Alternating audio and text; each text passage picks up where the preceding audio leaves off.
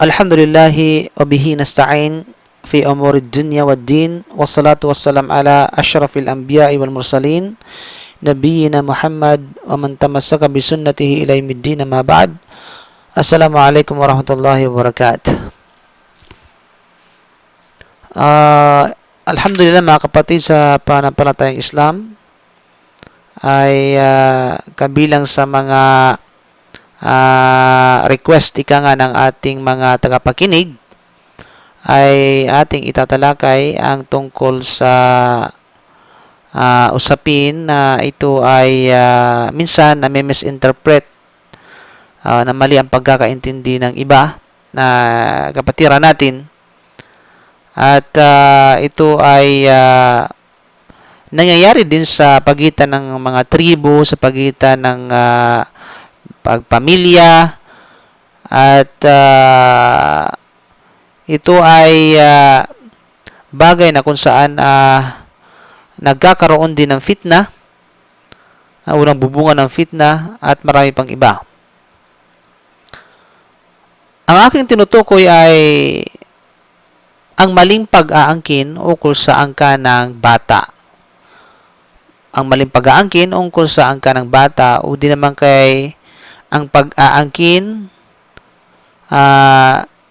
sa isang magulang na hindi naman niya magulang. At tutunghayan din natin yung pagtawag na nakataga na ama o ina o anumang katulad nito sa isang hindi naman niya magulang. So ano bang sinasabi ng Sharia patungkol dito?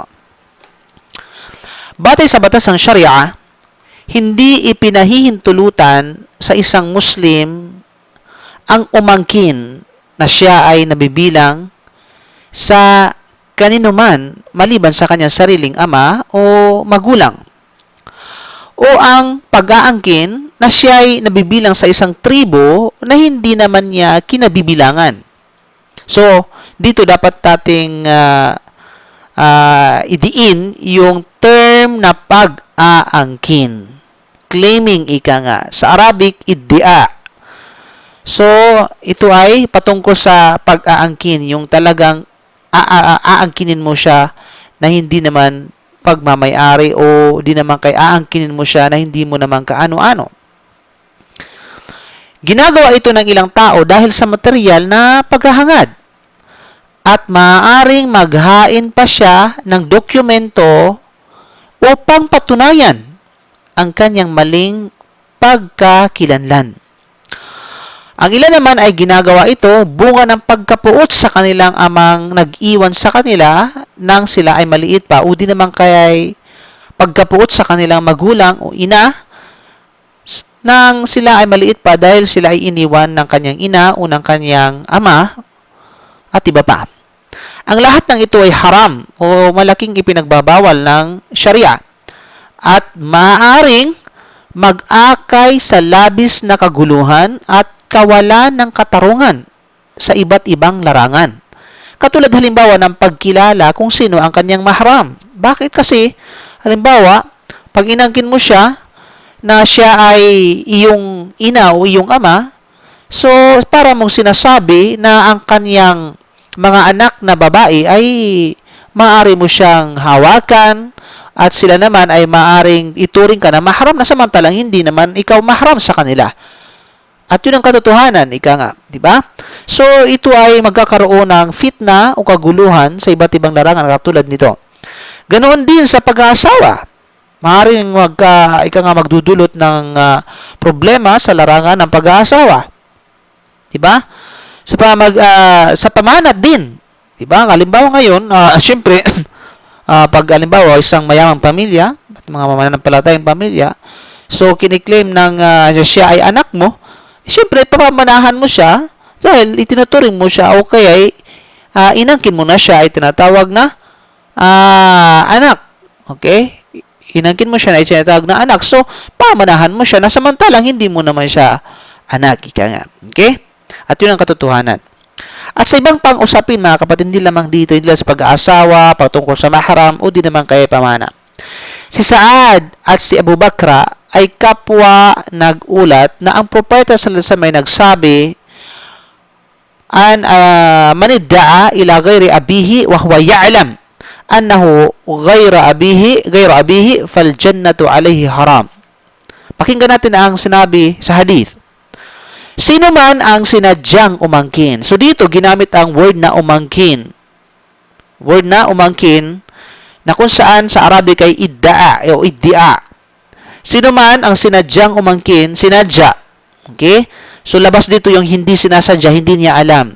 Bagkus ito'y sinadya na siya ay kanyang inangkin na siya ay nabibilang sa kaninuman angkan o pamilya maliban sa kanyang tunay na ama, ipagkakait sa kanya ang paraiso. Pagkakait sa kanya ang paraiso. So, marami pang hadith patungkol dito. Babanggitin natin. Kabilang sa hadith na ito ay mula sa narration ni Imam Muslim. Sinabi ni Prophet sallallahu alaihi wasallam, "Laisa min rajulin idda'a li ghairi abihi wa huwa ya'lamuhu illa kafara. Wa man idda'a qauman laysa lahu min fihim nasabun falyatabawwa maq'adahu minan nar." Rawahu Muslim. At hindi sabihin na hindi kabilang sa isang lalaki na kung saan ay inangkin niya ang hindi naman niya ama. At ito ay batid niya. Maliban na lamang na siya ay nag-commit ng kufur.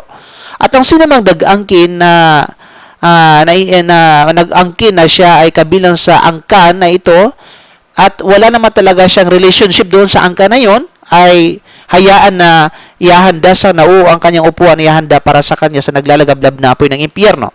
Isa mga hadith na nagsabi, "Man idda'a ila ghairi abihi aw intama ila ghairi mawalihi fa alayhi la'natullah wal malaikatihi wan nasi ajma'in la yaqbalullahu minhu yawmal qiyamah sarfan wala adla." Sarfan wa adla. Sino man ang nag-aangkin na siya ay kanyang ama o na siya ay kanyang ama o magulang, o di naman kaya inakibat niya o inangkin niya at itinuring na mayroon siyang blood relation doon sa isang angkan, doon sa tinatawag na angkan o kabilang siya sa angkan na ito, tunay na mapapasakan niya ang sumpa ng Allah at mga malaika at mga tao at lahat ng mga tao. At hindi tatanggapin ng Allah mula sa kanya sa araw ng paghukom na kailanman ay sapagkat ito hindi makatarungan, mga kapatid. Okay? So, maalinaw ang hadith na ito at nabibigyan ng misinterpretasyon, maling pagkahulugan ng ibang mga kapatiran natin yung hadith na ito. At inakibat nila yung hukom na hindi pwede at haram ang sinumang tawagin ng isang tao, ang ibang tao, halimbawa na ito'y nanay o tatay o sabihin nating ama o ina o katulad nito. So, dahil sa hadith na nakikita dito. So, unang-una, masasabi natin dito, walang sinumang ulama na nagsasabi na ito ay bawal mo tawagin. Halimbawa, tatawagin ko yung kapitbahay namin na nanay bilang paggalang sa kanya at bilang pagrespeto sa kanya dahil siya ay tinatawag na matanda, o adi naman kay biyanang ko, sabihin tatawagin ko siyang nanay, na alam ko naman na hindi ko siya nanay sa dugo, ngunit tinatawag ko ito bilang paggalang sa kanya. Sinasabi nila ito haram dahil sa hadith na ito nakikita nila.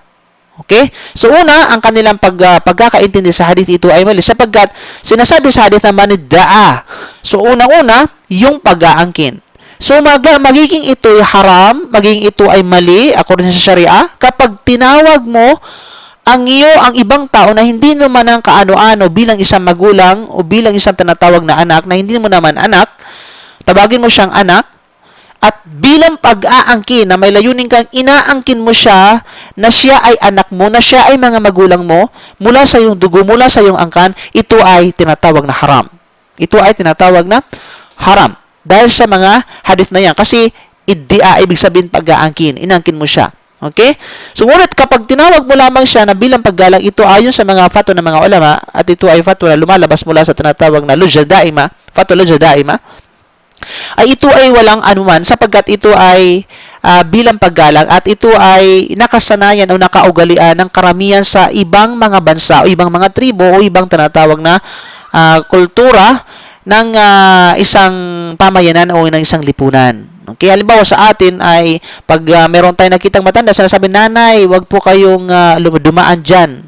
Bilang paggalang sa kanya at hindi pag-aangkin na siya talaga ay magulang ng isang tao. Okay? So, yun ang tinatawag na ano. At of course, kabilang sa tinatawag na patunay dito na bilang pangkalahatan, patunay na sinabi ng Allah na kung saan wa ahsinu innallaha yuhibbul muhsinin.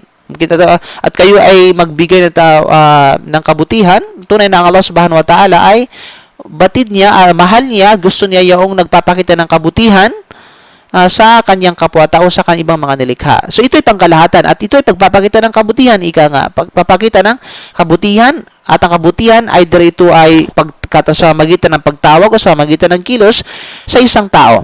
Okay? At ayon sa hadith, wa kataballahu al-ihsan. Sabi ng Rasulullah na tunay na talagang inatas ng Allah subhanahu wa ta'ala, inatas ng Allah subhanahu wa ta'ala ang tinatawag na ihsan. So, ang ihsan, ibig sabihin ito yung pagpapakita ng kabutihan sa iyong kapwa o sa isang nilikha, anumang kapamaraanan. Okay? So, dito ay walang duda na ito ay pagpapakita lang ng kabutihan bilang paggalang sa kanila. Ngunit ang tinutukoy na ipinagbabawal dito ay ang pag-angkin mismo ng isang tao na siya ay isang o na sila ay magulang niya o din naman kay mga anak niya sa dugo o kabilang sa angkan. So ito ay haram, ika nga. At ito yung parusa na ipagbabawal ng Allah subhanahu wa ta'ala sa kanya ang paraiso at isusumpa ng Allah pati mga anghel, pati ang mga tao at hindi tatanggapin sa kanya sa araw ng paghukom at gayon din nag-commit siya ng tinatawag na kufur, ika nga. Okay? So ipinagbabawal ding pakialaman o ibahin ang pinanggalingang lahi o gumawa ng maling pag-angkin hinggil sa angka ng isang tao. May ilan sa mga tao na kapag gusto nilang makipag-away sa kanilang mga asawa ng may maruming mga salita, pararatangan silang masama ang asal at itatakwil ang kanilang mga anak ng walang anumang katibayan. Samantalang, ang kanilang anak ay ipinanganak sa kanilang higaan. Ika nga, ito'y anak na kanyang asawa at hindi ng iba. Kaya tinatawag na ipinanganak sa kanilang higaan. May ilan din sa mga asawang babae ang nagtataksil sa kanilang mga asawa at nagbuntis ng anak sa ibang lalaki. Ngunit, sinasabing ito ay pagmamay-ari ng kanyang asawa. Ang Propeta sallallahu alaihi wasallam ay nagbigay ng matinding babala laban sa naturang asal. Subhanallah. Si Abu Hurairah ay nagulat ng ipahayag ang talata ng Al-Mula'ana. Ang Mula'ana, ang aya na Mula'ana tinutukoy sa surah An-Nur, verse 6 to 7, yung tinatawag na ayatul Mula'ana.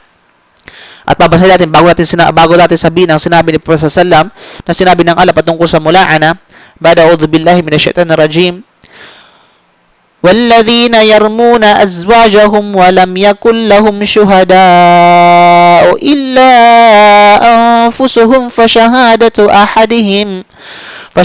أَحَدِهِمْ أَرْبَعُ شَهَادَاتٍ بِاللَّهِ إِنَّهُ لَمِنَ الصَّادِقِينَ وَالْخَامِسَةُ أَنَّ لَعْنَةَ اللَّهِ عَلَيْهِ إِنْ كَانَ مِنَ الْكَاذِبِينَ. Ito yung mga talata ng Al-Mula'ana, tinatawag na Al-Mula'ana, na sinabi, at ang mga yaong pinagbintangan nila ng kapakikiapid ang kanilang mga asawa na mga kababaihan at wala silang testigo sa kanilang pagbibintang maliban sa kanilang mga sarili, ay narapat ang isa sa kanila ay tumistigo sa harapan ng hukom ng 4 na beses sa pagsasabi niya ng tumistigo ako sa Allah na tunay na ako ay totoo sa aking pagbibintang sa kanya ng pakikiapid. Sa panglima na pagtistigo ay idaragdag niya ang panalangin laban sa kanyang sarili na siya ay magiging karapat-dapat sa sumpa ng Allah kung siya ay nagsasabi ng kasinungalingan. So ito yung Al-Mula'ana. So dito, nung nung ipinahayag ang talata ng Al-Mula'ana, ang Propeta sallallahu alaihi wasallam ay nagsabi, "Lamma nazalat ayat al-Mula'ana, ayyuma imra'atin udkhilat ala qaumin man laysa minhum falaysat min Allah fi shay wa la yudkhilaha Allah jannatahu wa innama rajulin wa ayyuma rajulin jahada waladahu wa huwa yanzuru ilayhi ihtajaba Allah minhu wa fadahahu ala ru'usil khalaiq fil awwalin wal akhirin." Ang babaeng nagpakilala ng sino man sa mga tao na hindi naman nabibilang sa kanila ay walang pakinabang sa Allah at hindi siya papasukin ng Allah sa kanyang paraiso. Sino mang lalaki ang magtakwil sa kanyang anak kung siya ay hinahanap nito, itatago ng Allah ang kanyang sarili sa kanya at ibubunyag siya sa lahat ng mga tao. Subhanallah. So dito mga kapatid ay naway ang pagpapaalala na ito at pagpapahayag na ito sa araw na ito ay nagbibigay sa atin ng aral, nagbibigay sa atin ng malinaw na pag-iintindi, nagbibigay sa atin ng mga bagay-bagay na dapat natin gawin at hindi dapat gawin, at upang makaiwas tayo sa mga bagay na inaakala natin na ito ay tama. At maggawa ng isang bagay na tama naman, na inaikala natin na ito ay mali. Okay? So naway magsisilbing aral sa atin ito at dagdag kaalaman na rin sa atin insyaallah. So Allahu a'lam, subhanaka bihamdik, asyhadu an la ilaha illa anta, astaghfiruka wa atubu ilaik. Assalamu alaikum warahmatullahi wabarakatuh.